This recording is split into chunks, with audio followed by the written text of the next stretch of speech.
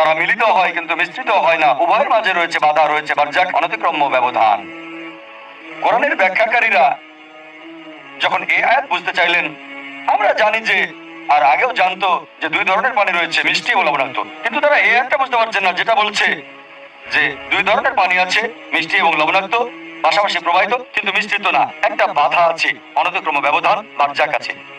মুফাসসিরেরা, কোরআনের ব্যাখ্যাকারীগণ এটা বুঝতে পারেননি। এখন বিজ্ঞানের উন্নতি হওয়ার ফলে আমরা জানলাম যে এক ধরনের পানি এক ধরনের পানি দিয়ে প্রবাহিত হলে, মিষ্টি পানি লবণাক্ত পানি দিয়ে প্রবাহিত হলে এর উপাদান হারিয়ে প্রবাহের সাথে মিশে যায়। এই ধরনের চলমান একত্র হওয়ার প্রক্রিয়াটাকে কোরআনের মতে বলা হয় বারজাক, একটা অদৃশ্য বাধা। এটা পরীক্ষা এবং যাচাই করা হলো কোরআনের এই আয়াত প্রফেসর হেইককে দেখানোর মাধ্যমে, যিনি একজন বিখ্যাত সমুদ্র বিজ্ঞানী। তিনি বলেছেন যা